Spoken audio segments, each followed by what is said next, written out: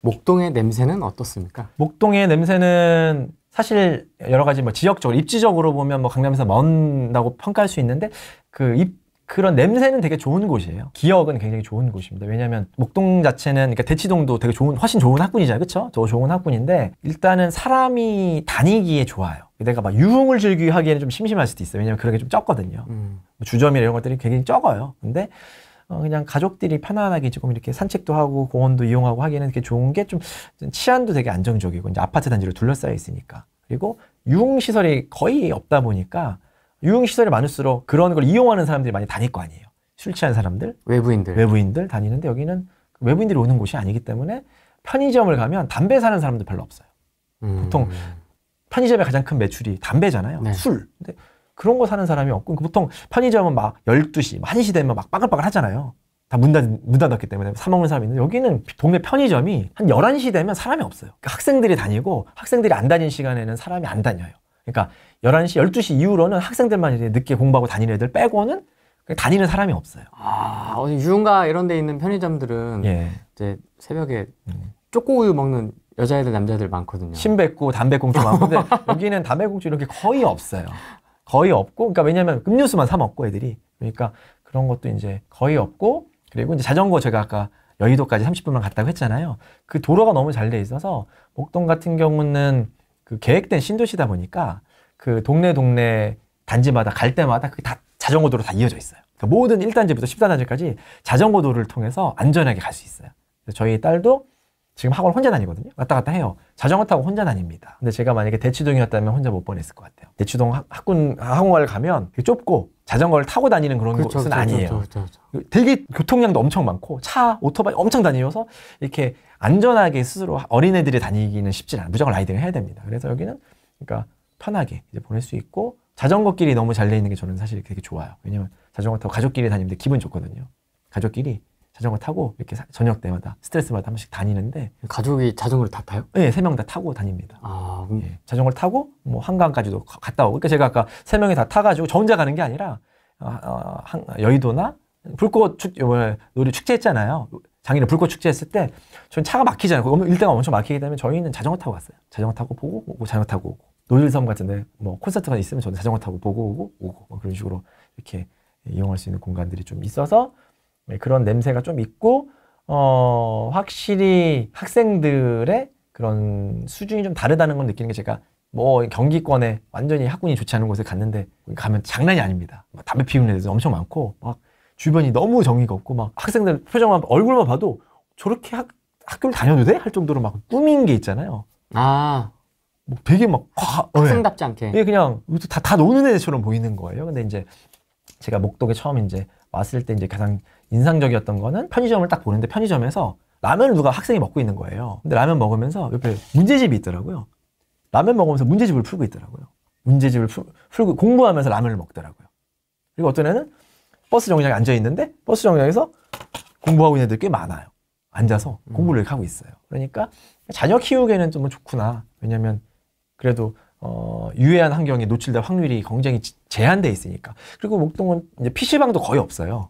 보통 이제 예전에 제가 사교육 쪽에 다녔을 때 걱정되는 건, 저희들이 PC방 가니까 남자들은 PC방 가 있더라고. 공부를 안 하고. 여기는 PC방 가는 애들도 거의 없고, PC방이 거의 없어요. PC방이 거의 해봤자 뭐 한 군데 정도밖에 없으니까 거기 가면 걔가 다 있어요.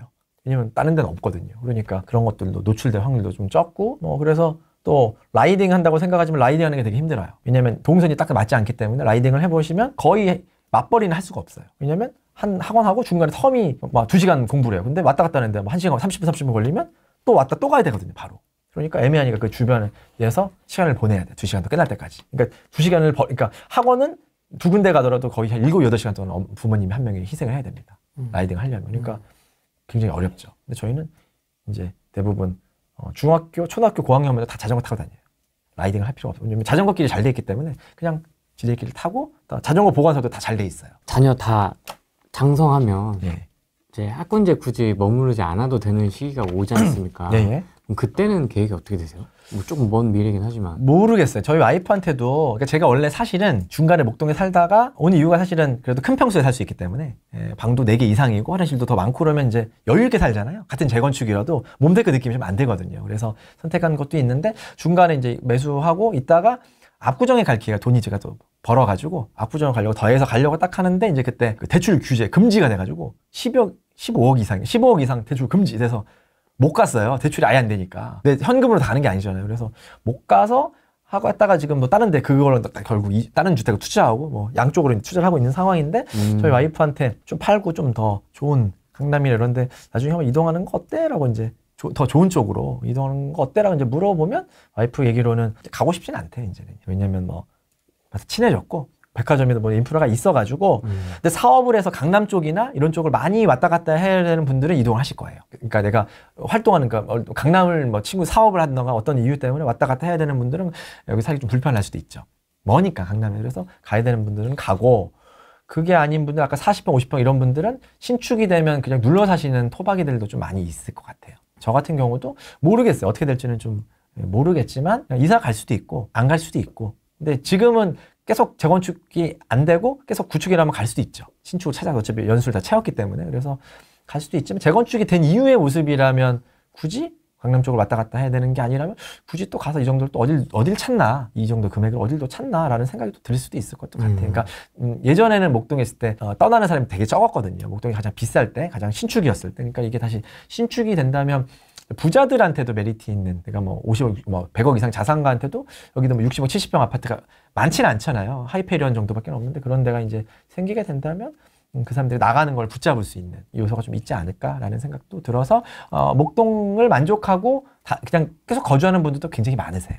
실제로 또 만족하고 계시고. 네, 만족하시는 분도 많고 교통 때문에 강남 이런 데를 그러니까 놀아야 되는데 그런 데를 뭐 술도 마시고 술 약속이 많고 이런 분들은 좀 멀잖아요. 전국에서 모여야 되니까. 그런 분들은 불편할 수 있는데 그게 아니라면 뭐 백화점하고 뭐 상업시설하고 공원하고 아파트가 신축이랑 뭐 다 돼 있으면 굳이 뭐 다른 데 갈 이유가 크게는 없으니까. 10점 만점에 몇 점 주시겠습니까? 실거주의 관점. 실거주 지금은 이제 사실 구축이어가지고 구축이어서 뭐 한 5점 정도로 볼 수 있는데. 5점이요? 그렇죠. 근데 예. 되게 만족하시는 거 아닙니까? 그렇죠. 근데 너무 낮게 주시는 거 아니에요? 왜냐면 이제 아파트가 오래됐기 때문에 당연히 실거주가 그러니까 그만큼 그 가격이 반영이 된 거라고 봐요. 근데 이게 이제 신축이 돼가지고 다시 재건축이 된다면 제 기준에서는 뭐 8.5점, 뭐 9점 정도. 완전 육각형은 아니지만 오각형인데 그 나머지 빼고는 거의 완벽한 오각형 느낌 정도로 하나가 좀 약간 교통이 뭐 강남 적어서 좀 부족하다 할 수 있죠. 근데 다른데 뭐 베드탄 갈 수 있는 업무지구는 많으니까 뭐 강남만 가야 되는 건 아니고 마곡도 있고 뭐 상암도 있고 다 있잖아요. 그래서 그런 대로 하는데 굳이 뭐 강남하고 먼 거를 굳이 넣자면 8.5점에서 뭐 9점 정도. 오각형이지만 오각형 중에서 부족할 게 없는 오각형 뭐 이런 느낌으로 꽉 찬 오각형? 꽉 찬 오각형으로 하나가 약간 부족하면 나머지가 그 대신에 만족도가 워낙 좋다 보니까. 그리고 규모의 경제는 덤으로 보고 왜냐면 5만 세대니까 이 동네가 그려보면 상상을 해보면 와, 이 5만 세대가 옛날 아파트 49층짜리 하이엔드 아파트로 다 바뀌면 어떤 느낌일까? 이 동네의 민도는 동네 수준은 얼마나 좋아질까? 민도. 잘못 나왔어요. 동네 수준은 얼마나 균질하고 좋아질까? 왜냐면 지금 목동이 입시 성적으로 보면 대치동 다음으로 좋거든요. 의대 보내는 그 기준이. 네. 근데 저는 지금 목동 학군이 제일 낮은 단계라고 봐요. 왜냐면 지금 주인 거주 안 하고 거기 있는 오래된 아파트 20평대 방주기 화장실 하나. 사실은 그게 살 수 있는 사람이 얼마큼 되겠습니까? 그러니까 시거주가 열악하죠. 그러니까 진짜로 원래 신축했을 때 수준보다는 어떻게 보면 더 부자들이 없죠. 부자들은 떠나 있죠. 집은 보유해도 임차를 줄 수도 있고. 그렇기 때문에 거주 비율이 좀 낮아요. 50% 정도밖에 안 돼요. 50%는 임대를 준 거거든요. 근데 그렇기 때문에 이 학군이 그래도 2등인데 만약에 여기가 5만 세대로 두 배로 늘어나고 곱하기 규모가 2배로 늘어나고 거기 있는 아파트들이 다 고급 하이엔드 아파트 들어오면 지금보다 수준이 거의 실거주 수준 전세가가 거의 한 3배는 올라갈 텐데 그렇죠? 물론 대치동도 신축이 좀 들어오긴 하죠 일부. 근데 어떻게 보면 여기는 조금 들어오는 게 아니라 세대가 많이 늘기 때문에 산수적으로 보면 거의 따라가는 느낌으로 갈 가능성도 높다라고 판단을 합니다. 서울 집값 같은 경우는 상승 전 느낌이에요. 근데 이게 대세 상승으로 이어질지는 모르겠어요. 근데 그런 걸 포인트를 잡아서 막 떨어지는 시점 이런 걸 잡아서 매수를 하려다 보면 그런 시점이 안 와요. 작년, 재작년 매수를 하셨던 분들도 뭔가 떨어지는 타이밍에 사야겠다라고 하는데 생각보다 많이 떨어지지는 않거든요. 그래서 실거주 한 채 정도는 좀 필요하다라니까 가능하시면 점점점 물가 상승률만큼은 올라가기 때문에 더 올라가기 전에 매수를 하는 거를 낫다라고 이제 판단을 이제 드릴 수 있을 것 같고요. 그래서 1주택 같은 경우나 무주택 같은 경우는 조금 그래도 적극적으로 지금 시기라도 조금 빨리 찾아가지고 매수를 해라. 그리고 막 오른 지금 곧 또 추격 매수하는 것도 괜찮지만 아직 그 오르기 전 단계 제가 아까 일산 말씀드렸지만 예로 그런 것처럼 이제 반영이 아직 안 되고 이제 오를 차례가 있거든요. 그런 데 같은 경우는 좀 빠르게 움직이시는 게 나을 것 같다라는 이제 말씀드리고 싶고 다주택자 같은 경우는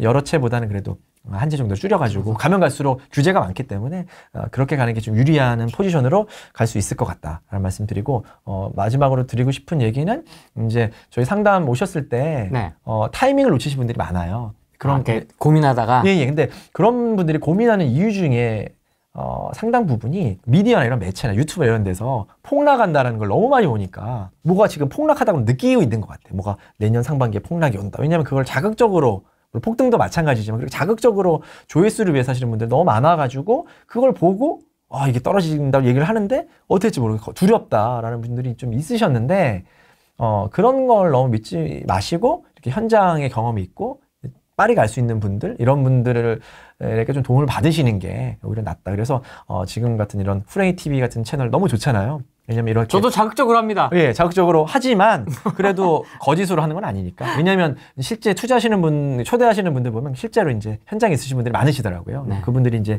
생생한 노하우나 경험을 전달해 드릴 수 있으니까 이런 채널을 보시는 게 어떻게 보면 빠른 정보를 얻을 수 있는 확률도 높고 저희 또 목동 아빠 채널도 제가 아까 부동산계 로마너라고 말씀드린 것처럼 제가 어떤 거를 히어 위고라고 띄우거든요. 곧 오를 것 같다. 지금 또 내리는 흐름이다라고 띄우는데 그게 좀 빨라요. 뉴스나 이런 데보다 한 2개월 빠르기 때문에 그거 보시고 하시는 분들은 아마 그래도 꽤 괜찮은 정보를 얻을 수 있기 때문에 요번에 집값 상승 움직임이 심상치 않다라고 하는 건 명절 이후에 심상치 않다라는 걸 제가 2, 3주 전에 올렸기 때문에 그걸 보신 분들은 지금 5천, 6천 번 걸 수도 있죠. 상승하기 전에 산 거니까.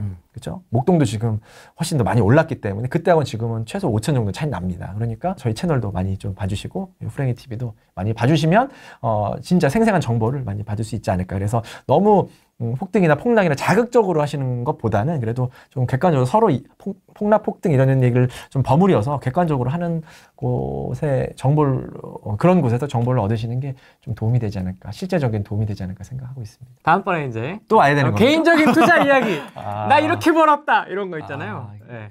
예. 이런 얘기 좀 제가 개인적으로 듣고 싶어서 자극적인 얘기. 그렇죠. 이런 거 좀 나중에 이야기 한번 나눠보도록 하겠습니다. 오늘은 여기까지 하겠습니다. 고맙습니다. 감사합니다.